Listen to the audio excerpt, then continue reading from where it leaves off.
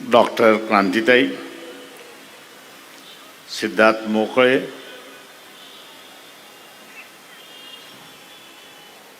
नदाफजी, सोमनाथजी साळुंके,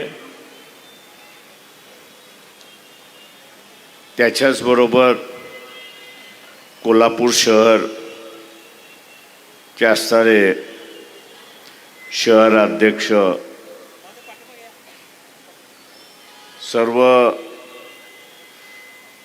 कोल्हापूर जिल्ह्यातले असणारे कार्यकर्ते,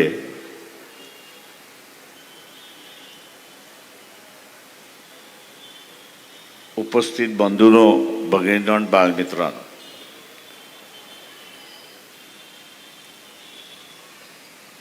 महानगरपालिकेच्या निवडणुका यांचं बिगुल वाजलं आणि हे बिगुल वाजल्यानंतर प्रत्येकाची असणारी धावपळ चालली आहे. कसली धावपळ चालली आहे? तर सभागृह 130चं आहे, पण आपल्याकडे असणारे 130 उमेदवार सुद्धा नाही. आणि आपल्याकडे 130 उमेदवार नाहीत म्हणून असणारं राजकीय समझोता होतोय का? आणि तो राजकीय समझोता करत आपली जागा भरायची अशी असणारी परिस्थिती आहे.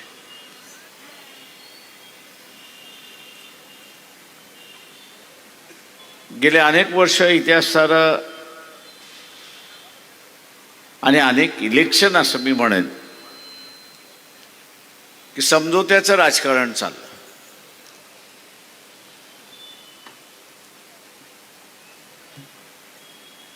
समझोत्याचं असणारं राजकारण चाललं आणि हे समझोत्याच्या राजकारणामुळे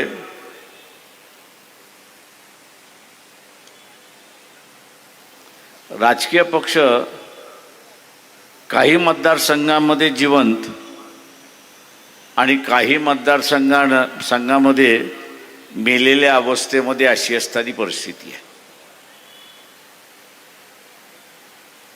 कुठल्या इलेक्शनमध्ये आपण असणारा युती करावी, कुठल्या इलेक्शनमध्ये आपण युती करू नये याचंही भान राहिलं नाही. सत्ता आणि सत्ता याच्याशिवाय दुसरं काहीच आम्हाला दिसत नाही आणि याचं आम्हाला कोणाला दिसत नसल्यामुळे पक्ष हा लयास गेला अशी असणारी परिस्थिती आहे. मित्रो,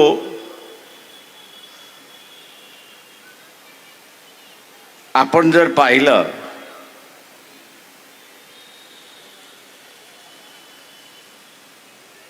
तर ही अवस्था एका दृष्टीने वाईट आहे असं मी त्या ठिकाणी मानतो. मी वाईट ह्याच्यासाठी म्हणतो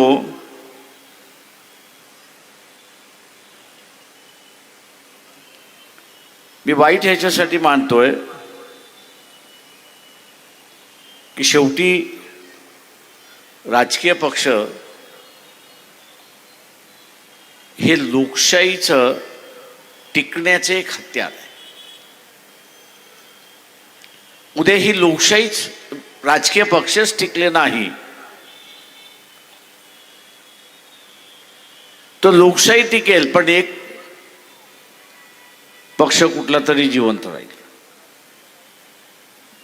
आणि आज आपल्याला तेच दिसतंय की भारतीय जनता पक्षाचं असणारं जे काही राजकारण आहे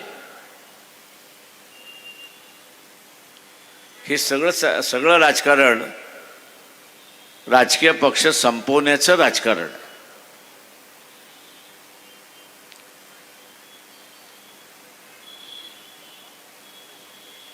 भारतीय जनता पक्षाबरोबर दोन पक्ष आहेत. एक एकनाथ शिंदेना मिळालेली असणारा शिवसेना हा एक पक्ष आहे आणि दुसऱ्या बाजूला अजित पवार यांना मिळालेली असणारे NCP असा प्रश्न आहे. दोघांमध्ये रेस लावली की भारतीय जनता पक्षाशी असताना कोण इमानदार राहणार, आणि म्हणून पहिल्यांदा सांगितलं की आम्ही कोणाबरोबर युती करणार नाही, आणि नंतर सांगण्यात आलं की आम्ही असणारं एकनाथ शिंदेबरोबर युती करू, राष्ट्रवादी बरोबर करणार नाही. हा खेळ आपण समजला पाहिजे. या खेळाच्या माध्यमातून राजकीय पक्ष कमकुवत करणं हे सुरुवात झालं. एकनाथ शिंदेबरोबर सुद्धा असणारा युती होईल की न होईल याच्याबद्दल मला असणारा शंका आहे. आणि युती झाली तर जी काही मुंबईमध्ये शिवसेनेची ताकद होती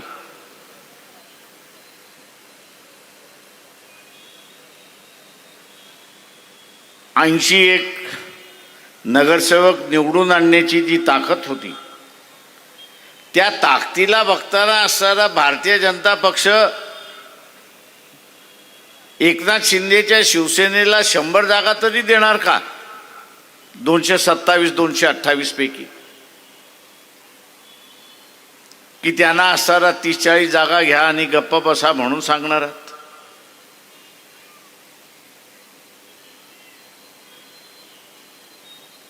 म्हणजे जो खेळ चाललाय भारतीय जनता पक्षाचा, RSSचा, तो इथले राजकीय पक्ष संपवण्याचा खेळ चाललाय. आणि राजकीय पक्ष संपले, शीन झाले की आपण एकमेव शिलेदार राहू अशी असणारी परिस्थिती आहे. या पार्श्वभूमीवरती कोल्हापूरमध्ये अध्यक्षाने जाहीर केलं, शहराच्या अध्यक्षाने जाहीर केलं की आम्ही एकूण 1 जागा या ठिकाणी लढवणार आहोत.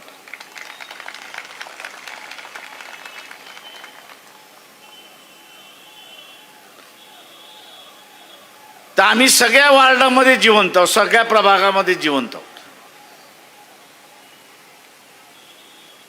आमच्याकडे कार्यकर्ते आहेत, भले ताकदवर नसतील,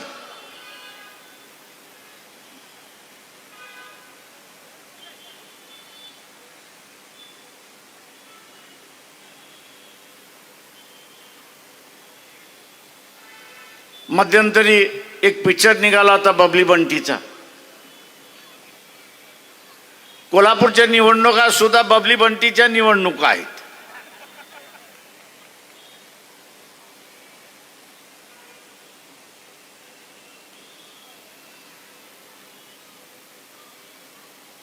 पण त्या निवडणुकांमध्ये आपण लक्षात घेतलं पाहिजे, इथे लोकशाहीची गरज कोणाला आहे? तर वंचितांना गरज आहे.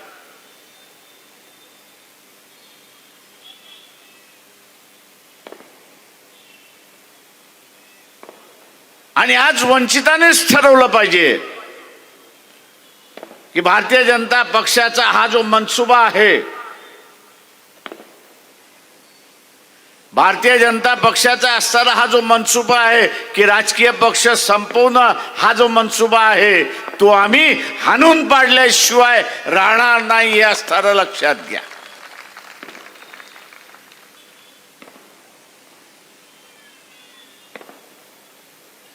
₹5,000 भारतीय जनता पक्ष एका मताला देण्याची तयारी आहे. ज्या घरामध्ये 5 मतं आहेत त्यांना किती मिळतील?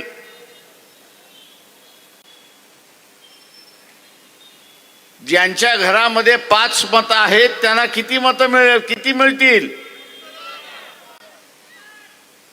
आता हे 25,000 किती दिवस टिकतील?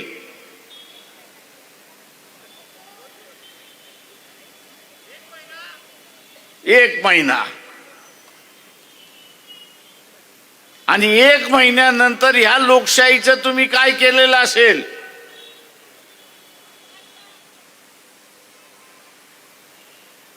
तर तिलाही तुम्ही मसनात नेऊन पोचवलेली असेल. 25,000ने 25,000 घेऊन तुम्ही लोकशाही ही मसनात नेऊन पोचवलेली असेल,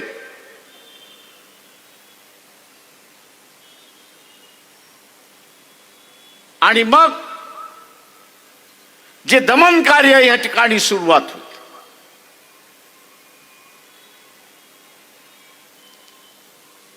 जे दमन कार्य या ठिकाणी सुरुवात होईल त्याला आपल्याला तोंड द्यावं लागेल हे लक्षात घ्या. जे 25,000 रुपये वाटतात आहेत, तुम्हाला असं वाटतं त्यांचा हेतू स्वच्छ आहे?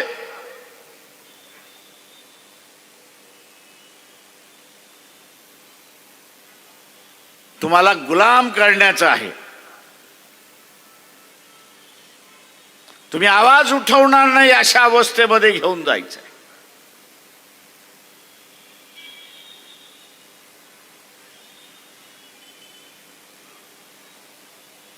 आणि ते ज्या दिवशी होईल त्या दिवशी महात्मा फुलेंपासून सुरुवात झालेला लढा,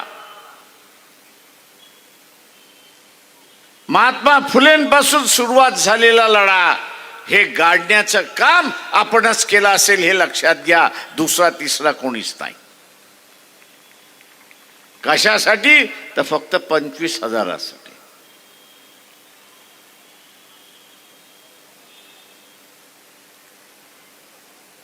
कशासाठी? तर फक्त 25,000साठी.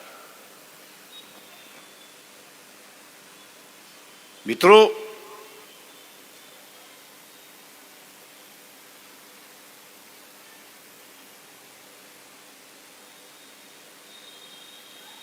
बिहार मधला निवडणुका आपण पाहिल्या.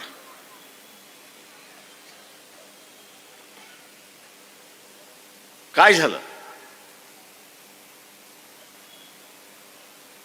बिहार मधल्या निवडणुका आपण बघितल्या. काटेकी लढाई आहे म्हणून सांगण्यात आलं, आणि इलेक्शन मध्ये आपल्याला असताना दिसलं की काट्याची तर सोडून द्या, पण लढाईच झाली नाही अशी असणारी परिस्थिती.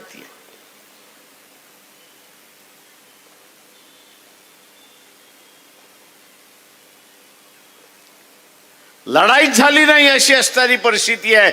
एकतर्फा निकाल निघाला अशी परिस्थिती आहे. आणि त्या बिहारच्या माणसाला तुम्ही जाऊन विचारा, अरे तो म्हणतो आम्ही त्यांना मतदान दिलं नाही.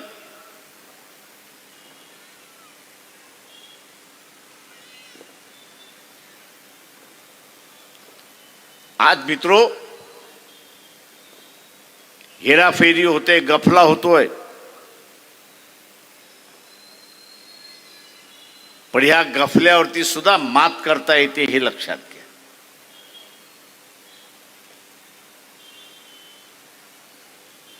आपल्याला माहित आहे की झुंडशाही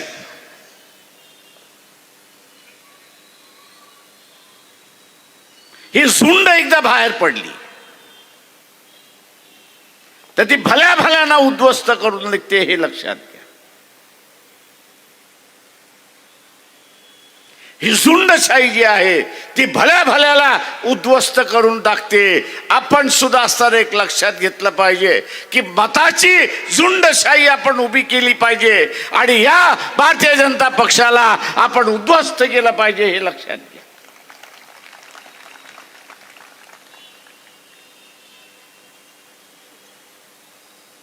मला अनेक जण म्हणतात, तुम्हाला भीती वाटत नाही का? मी म्हटलं, जोपर्यंत लोकशाही साबित आहे तोपर्यंत मला भीती वाटणार नाही. लोकशाही साबूत आहे तोपर्यंत मी अजिबात कोणाला घाबरत नाही, मोदीलाही घाबरत नाही. पण ज्या दिवशी लोकशाही संपली त्या दिवशी राजेशाही सुरुवात झाली. ज्या दिवशी लोकशाही संपली त्या दिवशी राजेशाही संपली. लोकशाही संपली त्या दिवशी राजेशाही सुरुवात झाली, आणि राजेशाही त्या दिवशी सुरुवात झाली त्या दिवशी भीतीचं वातावरण सुरुवात होणार. आणि त्या भीतीच्या वातावरणामध्ये झुंडशाही सुद्धा काहीच करू शकत नाही हे लक्षात घ्या. आणि म्हणून ही झुंडशाही, मताची झुंडशाही या निवडणुकीमध्ये आपल्याला उभी करायची आहे, हे लक्षात घ्या.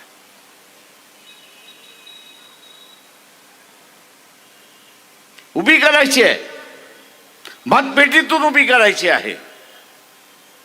आणि ती आपण कराल ही अपेक्षा मी त्या ठिकाणी बाळगतोय.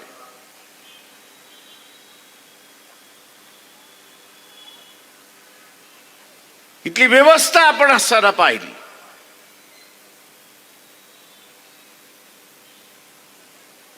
तर नरेंद्र मोदी चायनाला विकल्या गेलेला आहे अशीच परिस्थिती आपल्याला त्या ठिकाणी दिसते.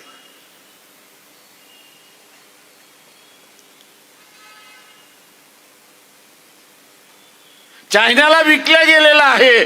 कारण का तर मागच्या 10 दिवसापूर्वी युट्यूब वरती जा, आर्मीचा चीफ जो आहे त्याचं भाषण काढा आणि ऐका. त्यांनी असताना म्हटलं की चायना हा आमचा शत्रू आहे.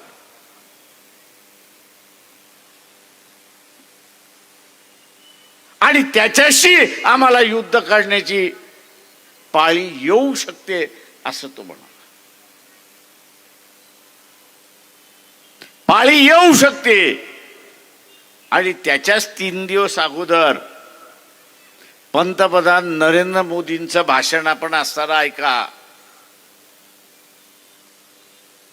पंतप्रधान नरेंद्र मोदींचं भाषण ऐका आणि नरेंद्र मोदी असं म्हणतो की चायना आमचा सगळ्यात चांगला मित्र आहे.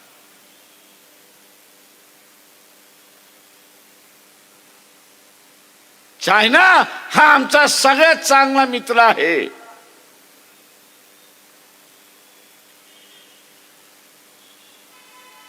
जे या देशाची ज्यांच्या हातामध्ये सुरक्षित आहे असा मिलिटरीतला चीफ म्हणतो की चायना आमचा असणारा दुश्मन आहे, ते आमच्याशी युद्ध करायला बसलंय. आणि दुसऱ्या बाजूला आपण बघत असाल की नरेंद्र मोदी असं म्हणतोय की चायना माझा असणारा मित्र आहे. या 70 वर्षाच्या कालावधीमध्ये, देशाच्या 70 वर्षाच्या स्वातंत्र्याच्या कालावधीमध्ये आपण सरकारची एक भाषा आणि मिलिटरीची दुसरी भाषा असं पण कधी ऐकलंय का?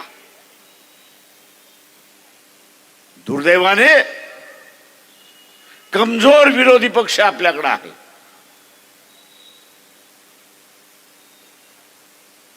कमजोर विरोधी पक्ष असल्यामुळे तो पार्लमेंटचा उपयोगही करत नाही आणि विचार देतही नाही की तुमची भूमिका एक आणि आर्मी चीफची भूमिका एक. कोणाला मानायचं? जनतेने कोणाला मानायचं? आणि म्हणून इथल्या असणाऱ्या सनातन आणि जो भारतीय जनता पक्ष RSSचा प्रेमी आहे त्याला असणारा विचारतोय,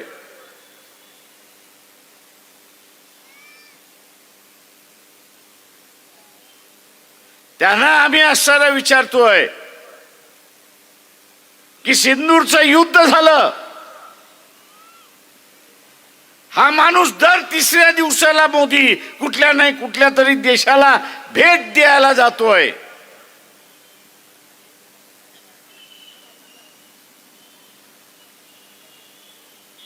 आज सुद्धा कुठल्या तरी परदेशामध्ये आहे.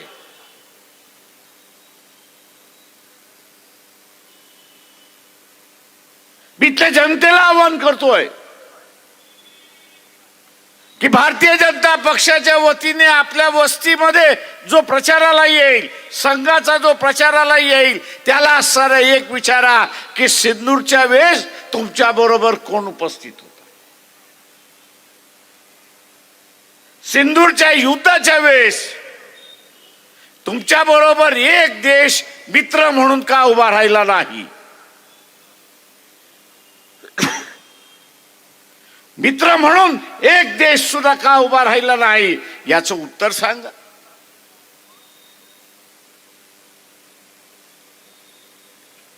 विश्वगुरु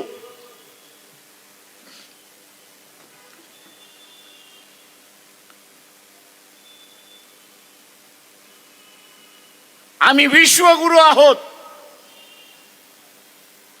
अरे बाबा, विश्वगुरु एक सांग, या सिंदूरच्या युद्धामध्ये तुझ्या बरोबर एक शिष्य सुद्धा का उभा राहिला नाही?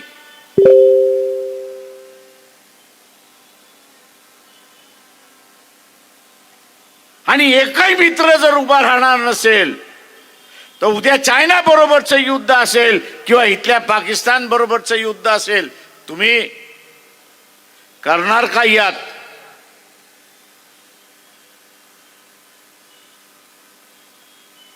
आज आपल्याला दिसते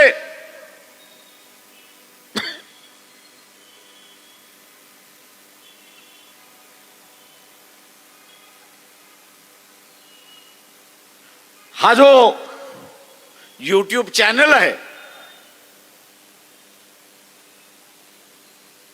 एकदा छंद म्हणून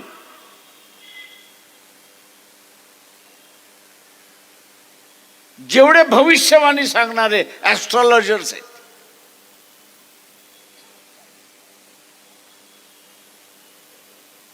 यांचं रात्रभर ऐकत बसलो. काय म्हटलं? यांचं रात्रभर ऐकत बसलो. आणि या रात्रभर ऐकत असताना एकच सूर त्याच्यामध्ये मला सापडला आणि तो सगळ्यांचा सारखा होता, कॉमन होता. आणि तो म्हणजे येत्या 2-3 महिन्यामध्ये आपलं पाकिस्तान बरोबरचं युद्ध होईल. आर्मी चीफही म्हणाले.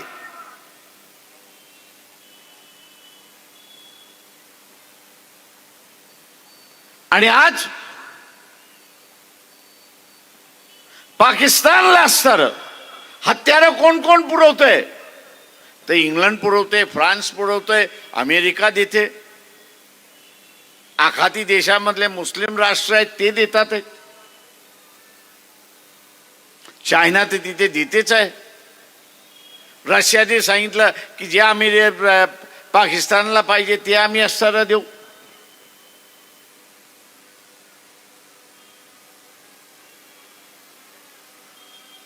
आणि एवढी सगळी देश आणि हे सगळे देश पाकिस्तानला हत्यार देणार असतील आणि पाकिस्तानचा हत्यार कोणाच्या विरोधात वापरणार तर ते भारताच्या विरोधात वापरणार. मोदींना आपण विचारलं पाहिजे, बाबा तू आम्हाला वाचवणार कसं ते हे सांग.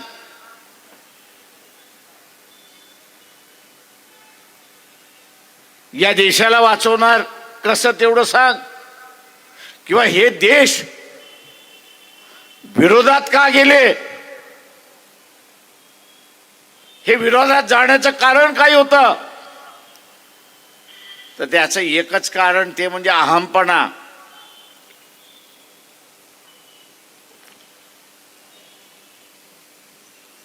आपण जसं म्हणतो की गावातला पाटील टग्यासारखा वागतोय, आपण म्हणतो की नाही,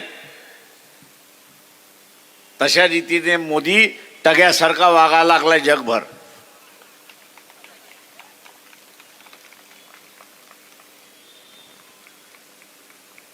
त्या पाटलाची आपल्याला भीती वाटत नाही, कारण का दर दिवशी आपल्या बरोबर त्याचं भांडण चाललेलं असतं. तोही आपल्याला हात लावत नाही, आपणही त्याला हात लावत नाही. पण ह्या टग्याचं असणारं भांडण जे आहे ते आता देशाच्या भूमीवरती येऊन पडायला लागलं. डोनाल्ड ट्रम्प म्हणतो की नाही, मी सुद्धा जगातला असणारा टग्या आहे. आणि हा काय म्हणतो, आमचा टग्या, की मी डोनाल्ड ट्रम्पला शिकवलेला आहे आणि शिकवतोय. आता ह्या दोन टग्यांमधली भांडणं, या दोन टग्यांमधली असणारी भांडणं जी आहेत, अमेरिकेबरोबरची भांडणं, याची रशिया बरोबरची भांडणं, याची असणारी इंग्लंड बरोबरची भांडणं, त्याचं भोगावं कोणाला लागणार आहे? ते भारतीयांना भोगावं लागणार आहे.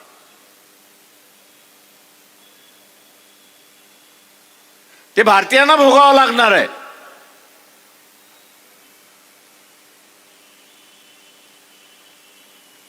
ती काय भारताच्या विरोधात नाही आहेत. ते ह्या टग्याच्या विरोधात आहेत.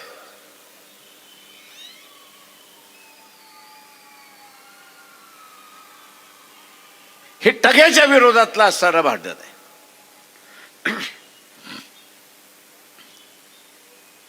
आणि या टग्याच्या विरोधातलं भांडण, त्याची किंमत आपण का द्यावी?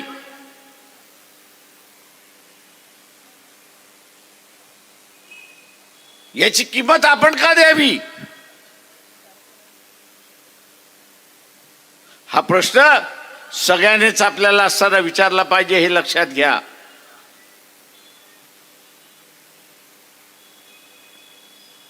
हा उद्याचं युद्ध ते पाकिस्तान बरोबरच आहे की चायना बरोबरच आहे त्यात सांगता येत नाही. टाळायचं असेल तर ते तुमच्या हातामध्ये आहे, हे लक्षात घ्या.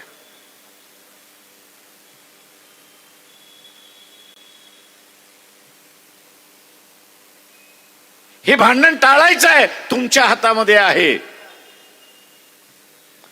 आपण नाही म्हणतो नारा बास नारा बासरी, तशाच रीतीने मोदीला तुम्ही सत्तेवरतीच बसवलं नाही तर युद्ध कोणाबरोबर होणार आहे?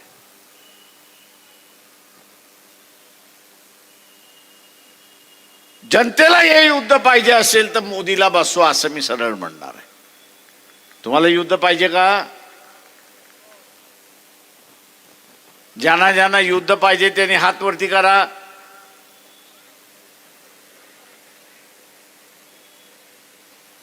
तुम्हाला असताना आता जर युद्ध नको असेल तर मोदीला खाली खेचा, आणि खाली खेचायचं असेल तर या कॉर्पोरेशनच्या निवडणुका सुद्धा अत्यंत महत्वाच्या आहेत, हे लक्षात घ्या. या महानगरपालिका सुद्धा महत्वाच्या आहेत. त्यातून संदेश जातो, मोदीच्या विरोधात मतदान दिलं, भारतीय जनता पक्षाच्या विरोधात मतदान दिलं, उद्या सत्तेवरती आले नाही, संदेश हा जातो की ह्या टग्याला आता लोकच बघायला लागली आहेत, आपल्याला बघण्याची गरज नाही. भारतीय जनताच त्याला बघायला लागलेली आहे, आपल्याला बघण्याची गरज नाही. आणि भारतीय जनता जर बघणार नसेल तर हे सगळे बघितल्याशिवाय राहणार नाहीत, हे लक्षात घ्या.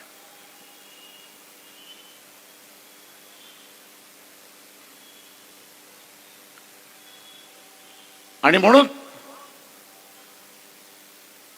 मला मान्य आहे की कॉर्पोरेशनचा प्रश्न म्हणजे रस्त्याचा प्रश्न, कॉर्पोरेशनचा प्रश्न म्हणजे असणारा साफसफाईचा प्रश्न, कॉर्पोरेशनचा प्रश्न म्हणजे पाण्याचा प्रश्न, कॉर्पोरेशनचा प्रश्न म्हणजे नळांचा प्रश्न, गटारांचा प्रश्न, झोपडपट्ट्यांमधला प्रश्न. याच्यावरती तर आपण लढत आलेलोच आहोत. याच्यावरती आपण लढत आलेलोच आहोत.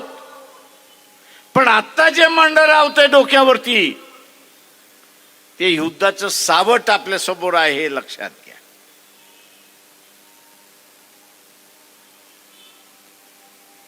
इथले चॅनलवाले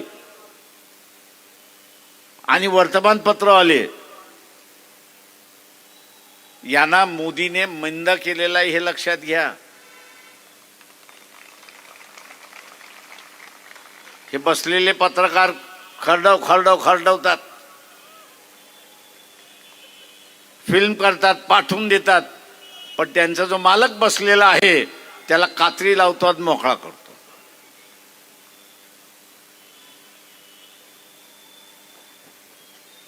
काका त्या मालकाला मोदीने सांगितलंय तू माझ्या विरोधात छाप तर खरं, तुला आतमध्ये टाकल्याशिवाय राहणार नाही.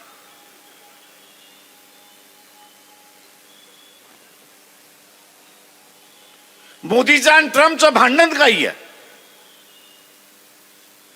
मोदी असं म्हणतोय तू रशियाचं तेल विकतोयस, ठीक आहे चल विक, पण त्याच्यातला नफा कोणाकडे जातोय? तुम्हाला माहिती आहे रशियाचं तेल भारतात विकल्या जाते, त्याचा नफा दरवर्षी कितीचा आहे तुम्हाला माहिती आहे का? तुम्हाला माहिती आहे का? दरवर्षी रशियाचं तेल आपल्याला असं सांगितलं जातंय की भारत विकतोय. चूक आहे. ते भारताला तेल मिळतंय हे बरोबर आहे, पण विकणारा रिलायन्स आहे हे लक्षात घ्या. रिलायन्स कंपनी आहे हे लक्षात घ्या. आणि दरवर्षी या कंपनीला नफा किती होतो?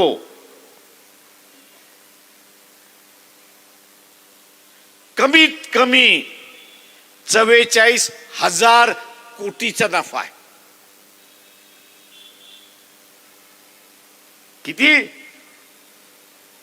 कितीचा नफा आहे? 44,000 कोटीचा नफा आहे. जे कच्चं तेल आपण आणतो, आयात करतो, ते आयातापोटी आपण असणारा परदेशी चलन किती खर्च करतो?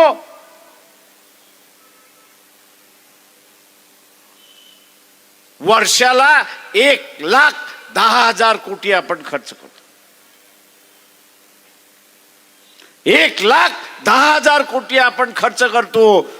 तो ट्रम्प हेच म्हणतोय, अरे बाबा 44,000 कोटी तुम्ही कमवताय, हे त्या अंबानीच्या कंपनीला देण्यापेक्षा, रिलायन्सच्या कंपनीला देण्यापेक्षा ते असणारे सरकारच्या तिजोरीमध्ये गेले असते तर आज डिझेल जी 90 रुपये आहे तुम्हाला 40 रुपयाला मिळाली असती की नसती? 40 रुपयाला मिळाली असती की नसती? मोदी तुमचं भलं करतोय की तुमचं खोबरं करतोय? मग त्याचं खोबरं कधी करणार? त्याचं खोबरं कधी करणार? तुम्हाला संधी आली आहे. माझा भारतीय जनता पक्षवाले असतील, RSS वाले असतील, त्याला आव्हान आहे की मी हा जो आरोप केलेला आहे तो खोटा असेल तर उद्याच सभा घ्या आणि सांगा हा खोटा आहे म्हणून.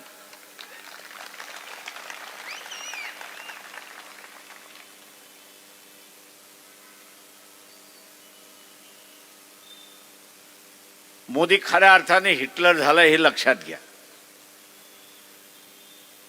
मी असं बोललो की RSS वाल्यांना फार झोंबतं. अरे अर्धे चड्डीवाले एवढंच मला सांगा, गेल्या 2.5 वर्षामध्ये नरेंद्र मोदीने एकदा तरी मोहन भागवताची भेट घेतली आहे का? की मोहन भागवतच त्याला भेटायला चालले अशी परिस्थिती? आणि म्हणून मित्रो, ही जी लूट चाललेली आहे, जगातल्या देशाचे जे नेते आहेत ते असं म्हणतात की भारत आता वरती येतोय, लोकांची परिस्थिती बदलते. ही लोकांची परिस्थिती बदलत असताना लोकांना श्रीमंत करण्याच्या ऐवजी तुम्ही असणारा काही घराणेशाहीना श्रीमंत का करताय?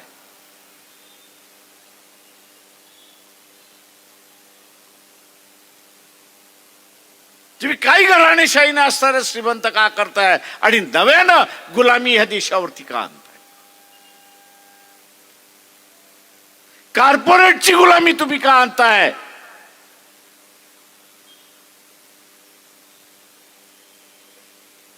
आणि म्हणून मित्रो,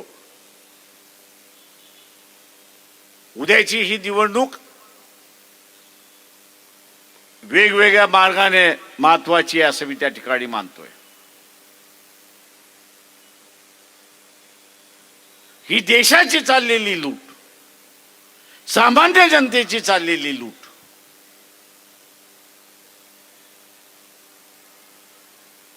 हिला थांबवायची असेल तर इथले राजकीय पक्ष काहीच करू शकणार नाहीत.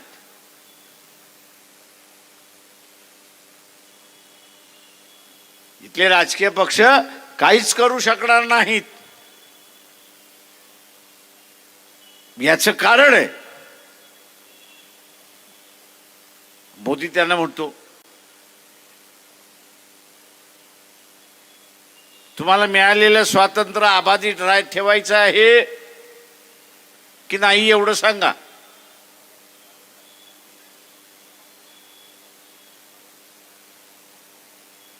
तुमचं स्वातंत्र्य अबाधित ठेवायचं आहे की नाही तेवढं सांगा.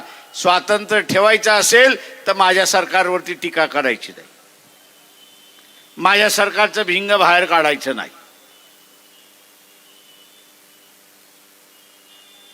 ते काढलं तर तुमची भिंग कोर्टात पडलेली आहेत.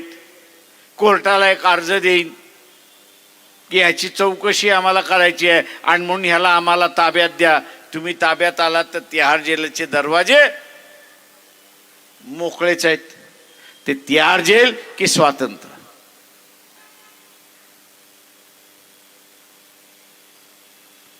दुर्दैवाने मी असं म्हणेन की काँग्रेसचा कार्यकर्ता असेल, डावा कार्यकर्ता असेल, समाजवादी कार्यकर्ता असेल, मानवतावादी कार्यकर्ता होता, याचा एक काळ आवाज होता. त्याच्या आवाजामध्ये ताकद होती, बुलंदशाही होती. आंबेडकरी चळवळीच्या आवाजामध्ये आज ती एकच शिल्लक राहिलेली आहे. आणि मग उद्याची असणारी ही चळवळ, उद्याची असणारी ही चळवळ आणि उद्याची असणारी ही लोकशाही वाचवण्याची जबाबदारी ही फुले शाहू आंबेडकरी विचारांवरती आलेली आहे, हे लक्षात घ्या. ही फुले शाहू आंबेडकरी विचारांवरती आलेली आहे आणि ही ऐतिहासिक जबाबदारी आपल्या सगळ्यांना पार पाडायची आहे. ती या निवडणुकीमध्ये आपण पार पाडाल. सभेला जशी गर्दी आहे, सभांना जशी गर्दी आहे, त्याच प्रमाणात मतांची सुद्धा गर्दी त्या पेटीमध्ये होईल ही अपेक्षा मी बाळगतो आणि आपली सगळ्यांची रजा घेतो. जय भीम, जय भारत. श्रद्धेय बाळासाहेब आंबेडकरांचा, श्रद्धेय बाळासाहेब आंबेडकरांचा. यानंतर मी विनंती करतोय आदरणीय सिद्धार्थ कांबळे